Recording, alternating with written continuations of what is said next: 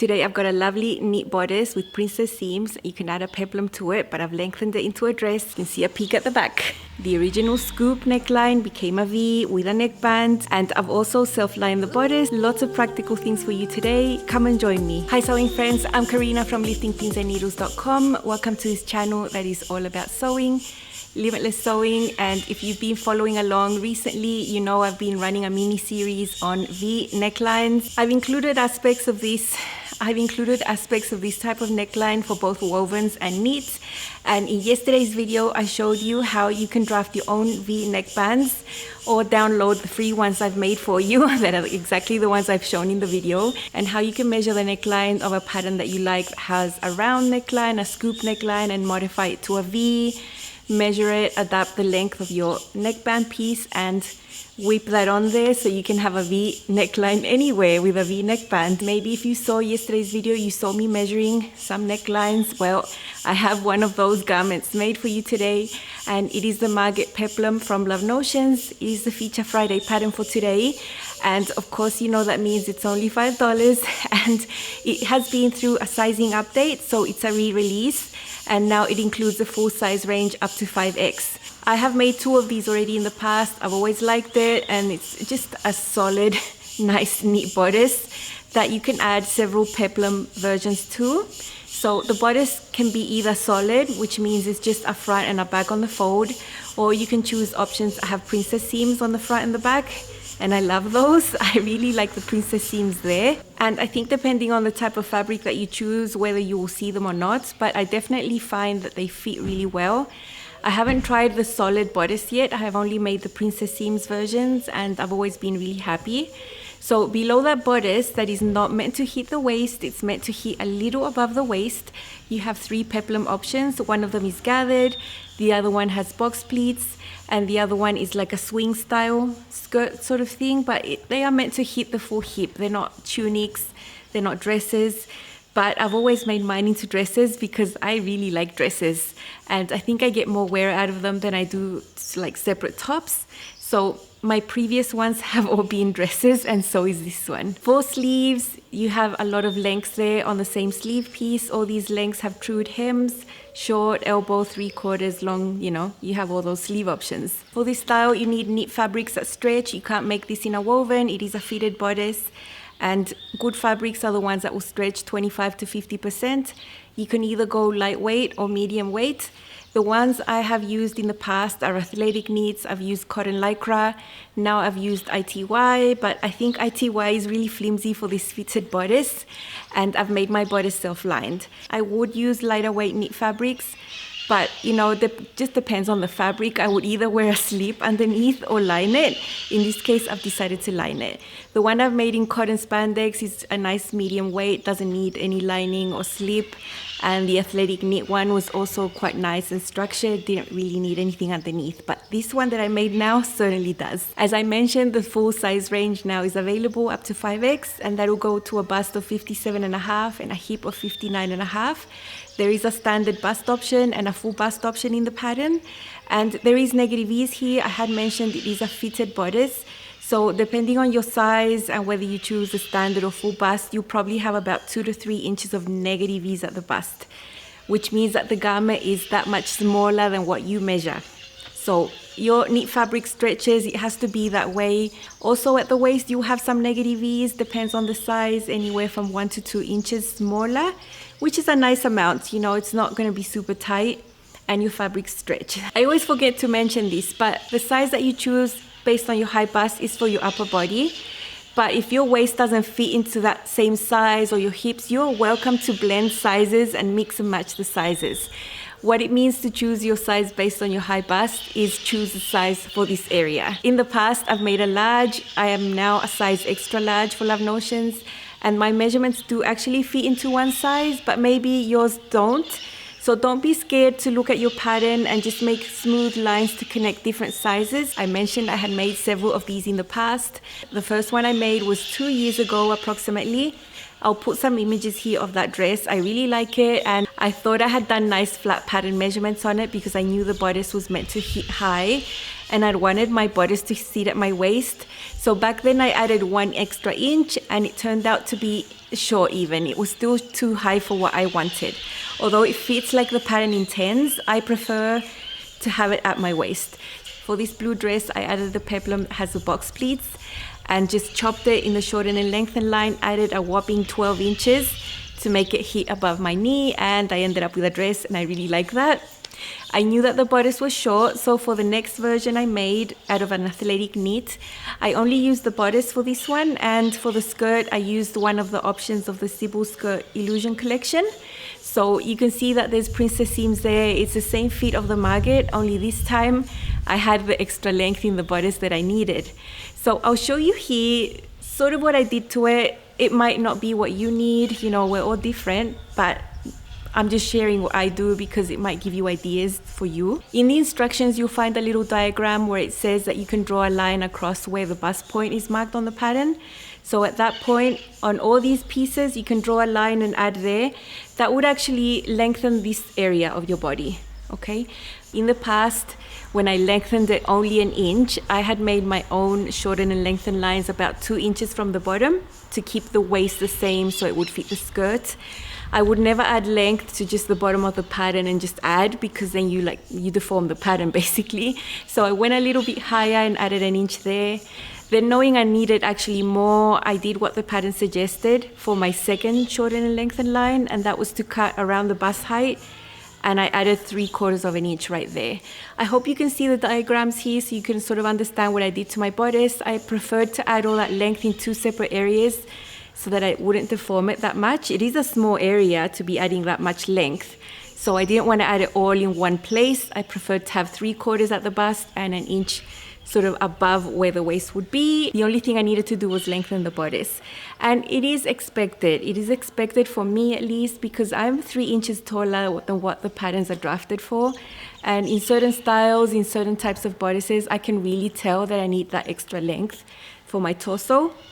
Also for skirts and pants, I usually add like 3 or 4 inches. So I get a pattern and I know, like, I'm not gonna guess and just make it and then be surprised. I suggest if you are shorter than what patterns are drafted for, or taller than what patterns are made for, that you do check the length. I assume it's not pleasant to put on a garment and find that it's super long, that you have to be chopping things off, or that your sleeves are up to here. You know, just check the length of things. If you are shorter, if you're 5 foot tall and the pattern is drafted for 5'5", just check and adjust. It's not hard to do, and you'll get a much better fit from the get-go. So those are things that I do because I'd done the pattern work previously. All I had to do now was print another size, because in the past I'd printed a size large, now I printed a size extra large. I knew where the length was needed, so I just did the same exact adjustments, just chop, chop, chop, chop. It took me no more than 2 minutes to adjust my bodice pieces, and off I went. In Up Close and So Personal, that is the practical segment of this video, what you will see is aspects of lining this bodice, how I cut all the pieces, how I put them together, and how I was able to enclose that skirt seam within the 2 bodice pieces, and how that leaves everything up here, how I dealt with that. So let's go and see. Don't you think this is starting to wear on me? You've been rated down like hell. I'm weak. I have partially assembled the bodice pieces for my Margot Peplum dress. I was able to cut 2 bodices of each so that it can be self-lined. I'm so happy I had enough fabric. So you can see the V neckline there that I had cut off. That's already been done. I've got the princess seams there on the side already pinned on. And this is the other one. They are exactly the same. I can choose whichever to do the main or the lining. The print is the same. And here are the back pieces. You can see the rounded neckline, that is the back, and the side princess seams there. So I have everything pinned. I just need to sew it together. I'll do them separately, and then I'll unite them when I sew on the skirt. I want to include the seam of the skirt between the 2 bodices, and then I'll just have raw edges on the neckline and armholes on the top that I'll baste together and treat as one piece. You've already seen how I dropped the neckline on my Margot Peplum in the V neckband tutorial that appeared yesterday, and you saw how this was drafted and how I measured the neckline and calculated how long my neckband had to be. So this is the fold that I need to have for this specific pattern, and I have already cut my neckband piece. I'm going to be using a more structured knit for the neckband. It's not the ITY. I don't enjoy sewing neckbands with ITY that much, and the print has black, so I think it will look nice. So I've got an athletic knit here instead, supplex. And for the sleeveless armholes, I've just cut binding pieces that are 1 inch tall. I'll show you when I get to the part where I'm enclosing the waist seam of the skirt between the two bodices. Otherwise now it's just sewing the princess seams on both the front, the back, uniting shoulder seams, then repeating the same with the other bodice, and then I'll have 2 separate bodice pieces. This is the front and back skirt piece for the Margot Peplum. On the top I have marked with red where the box pleats go. So those are the ones that unite in the middle there to form a box pleat, and that also meets the princess seam of the bodice. That is the fold line, and this is a peplum that hits mid-hip sort of thing. I want it to be a dress, so I've cut on the lengthen and shorten line and divided my peplum into 2 parts. That is the bottom piece of the peplum right there, and in between that I have added 12 inches or 25 centimeters extra of length. Now I added that because I know what I like my skirts to be. I like them to measure from the bottom to the top of the waistline 56 centimeters, and that includes 2 centimeters of hem allowance. Now from the top of the peplum at the side seam there, I have done a straight line towards the original width of the peplum. So I've just tapered and trued out that line, and that is my new skirt piece for my dress. And there are 2 pieces cut on the fold, and you can see the print of this fabric. It's really pretty. And I'll be enclosing the waist seam between the 2 bodice pieces, so in my midsection the seam there will be super smooth. I won't actually have a seam there, it will be hidden inside, so it's going to look super nice. I will be sewing and serging with a stretch stitch. This is one of the bodice layers, sewn completely, shoulder seams, princess seams, side seams, the whole thing. I'll just put this one aside. They are the same, so it doesn't really matter which one I sew onto the skirt first. And I have the bodice inside and the skirt on the outside. They are right sides together. That's why you're just seeing wrong sides of fabric here. I've matched the side seams of the bodice to the skirt right there, and then where I had to do the pleats, the box pleats, they have been made. You can see that excess there. Those box pleats match the princess seam lines. I have pinned this first layer, this first bodice onto the skirt, and I'm going to baste them together, just a long stitch length just to hold them together. And then I'll get the other layer of the bodice and put the bodice here on the outside. So I'll basically have the skirt between the bodice pieces. I always think it's easier to manipulate slinky, shifty fabric like ITY in single layers. If this were a bit more structured, I might attempt to do this all in one go. But just the fact that you have box pleats there that need to be accurate, I'd rather just do it now, baste that, make sure it's nice and accurate there, and then do the final stitch with the other layer of the bodice. I have basted this layer of the bodice to the skirt. This will be the bodice that will be seen, actually, the layer that will be on the outer side. What I have here is the lining bodice, and I can see here that my front is here and my back is over there, so I want to not make a mistake. So you can see the V neckline here, so that is the front, that is the back. So all of this is going to go inside. The outer layer and the skirt is inside, and this new lining bodice is on the outside. What we have here with the lining bodice is right side to the wrong side of the skirt. But if I open up these seams, I will have right side of the outer bodice with the inner bodice, right sides together with the skirt in between. So right side of the lining bodice to the wrong side of the skirt. And I made sure that I've got the back piece here to match what is in there. Believe me, I have done this wrong. And now you just need to find all your seams, match your side seams, princess seams, everything. So I'll just carefully pin this around, and then I can do the definite stitch holding all the 3 layers together. I'll do that with a shallow zigzag and serge. Okay, here I have the lining bodice already pinned. Where there's seams, I put 2 pins to make sure the seam allowance from one bodice is going one way and the one from the other is going another way. That means that when these 2 bodices are touching, they will be like that, and that will be less bulky. So the seams will like nest together. And every single seam, side seams, princess seams, I've done that everywhere. That's why I've got loads of pins here where the seams meet. to make sure seam allowances will go where they have to. I will sew all this now. It's just a round seam. I will use a shallow zigzag that I always use because this seam will need to stretch when you put it on and off. It is the waist.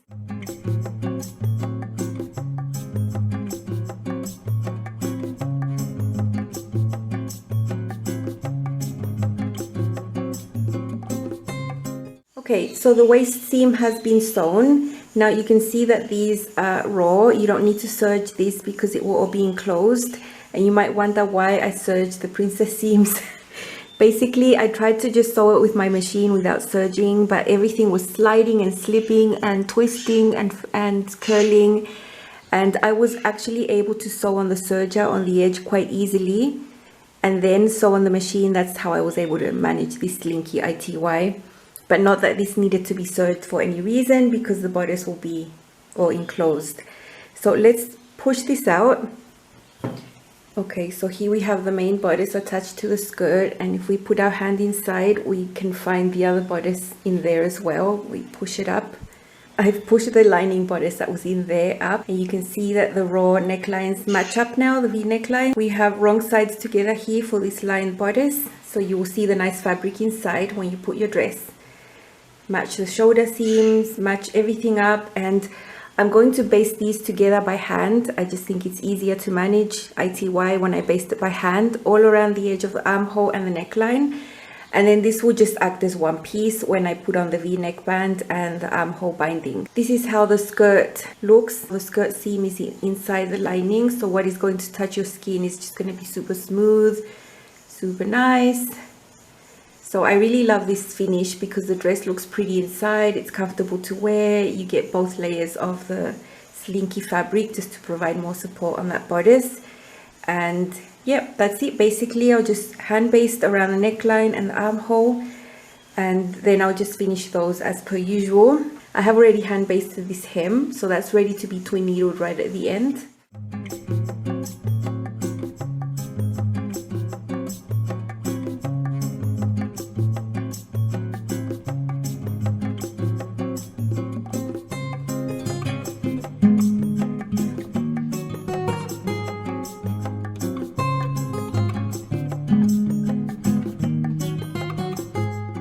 If you want to see exactly how I modified the original scoop neckline into a V neckline and how I figured out how to get my neckband to fit, that was actually the example I showed in yesterday's video.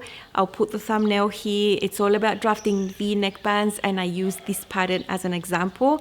So if you want to see that detail, head over to that video so you can see how it's done. And you can apply this to any single pattern that you want. So I didn't really touch on the topic here. I also did not film how to sew a V-neck band because I already have a video on that. Put the thumbnail here as well so you can see. So I'm mainly focusing on how to line the bodice, which is something that you might want to do if you want to make a dress like this out of a really nice lightweight knit. Why I like doing this is because I get to conserve the nice flow and feel of the skirt in a lightweight knit that I love.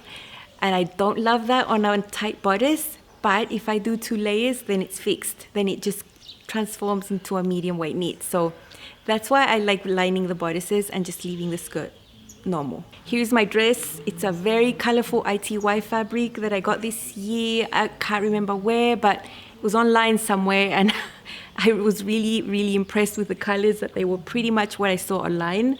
Very pretty, all my style. It's got like reddish, orange, blue, and white and black, and yeah, I always knew I wanted to do a black neckband, and now I have 2 layers of ITY, and I basted these together, all the raw edges together. I treated it as one piece. I definitely did not want to make the band out of ITY. I would do a neckband with ITY if I was just having 1 layer of the dress. I find it's just too light to be sewn onto 2 layers of ITY. It just does not work well when you have a light one sewn onto something heavier. Not that the ITY is heavy, but there's 2 layers there.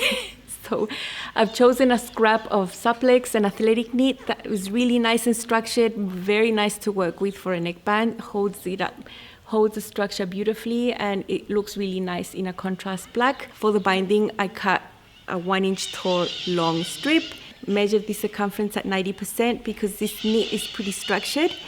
And I sewed it onto the right side, flipped it inside, and then stitched in the ditch.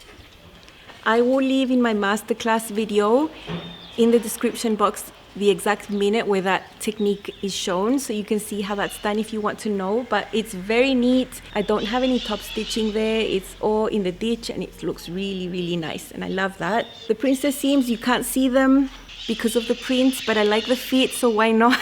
I did a lot of sewing in here.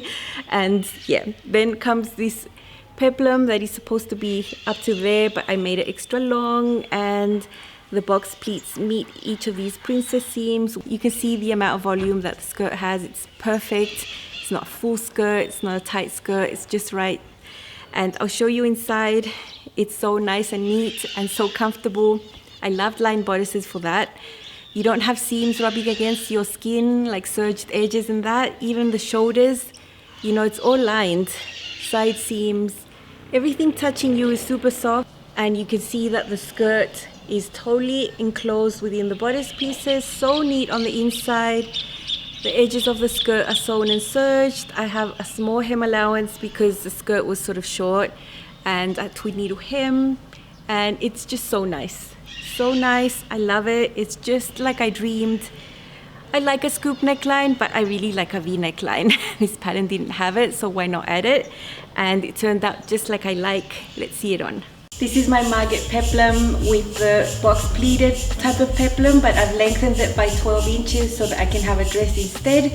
I'm just a sucker for dresses. I've chosen the princess seam bodice and I've self-lined it with the same fabric. This is a very colorful ITY. I chose it because I have these color shoes that go with it. That's how I choose my fabric sometimes, because of the shoes that I have. And I've done a V-neck band on this one as a hack. And also I've done a sleeveless armhole that is not included in the pattern. It's still very hot here, so I wanted to wear this now and I really love it. I am a fan of the box pleat. I really like this skirt and I had made it before. I always knew I wanted to make it again, only with a different neckline this time and a different fabric. As I did in the past, I did lengthen the bodice so that it hits my waist. This bodice is designed to hit a little above the waist, right at my waist where I wanted it to be. And then we have these lovely little box pleats that meet the princess seams. You can't really see the princess seams with this print, and that's how it's at the back. The bodice also is hitting my waist nicely.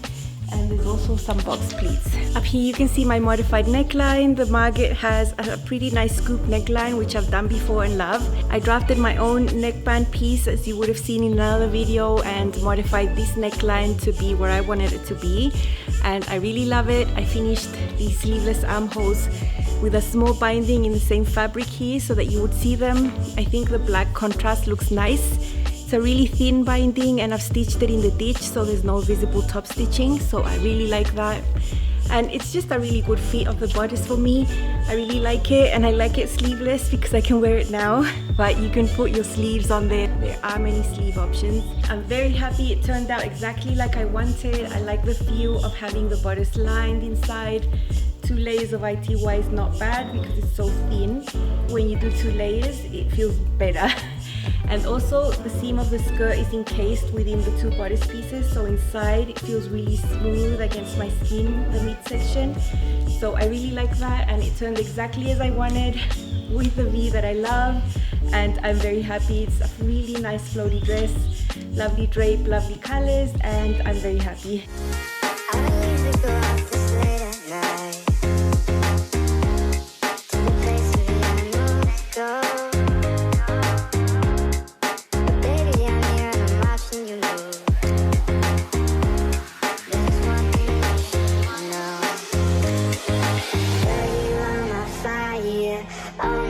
Desire, swear I'm not a liar. You should dance with me.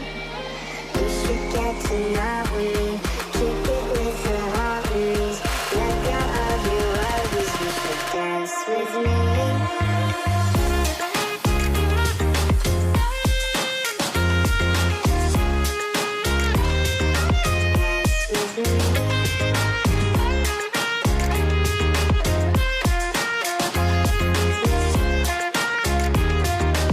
Now I have another idea for this pattern. And I've done something similar in the past with the Rockford raglan, and that is to transform it into a cardigan. I'll sort of tell you what I've done because I've got the pattern already cut out. I've got the fabric cut out. I even filmed some aspects of the modification to the pattern as well.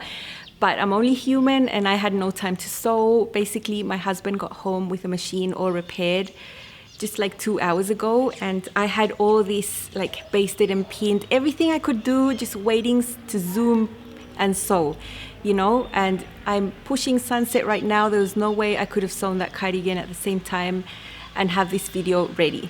So that away, you'll see it eventually, it's all cut out. What I've done for that one is cut out the solid bodice, the one that I haven't tried yet, the one without the princess seams. I don't really see the point in having them there, especially with the fabric choice. And for that one, I was going to add the swing skirt. I wasn't gonna make it long, I was just gonna make it normal, like a normal cardigan that hits the hip. And here I would cut the center front and add a band.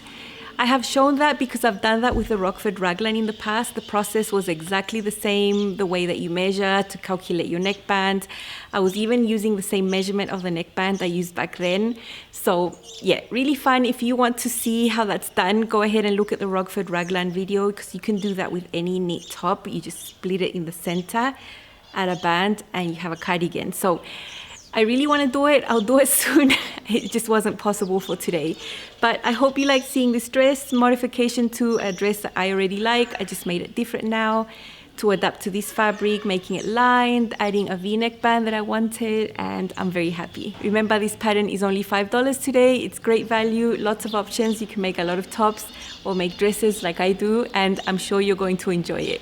My affiliate link is always down below if you would also like to support me by purchasing through there. I make a little commission and that helps me out.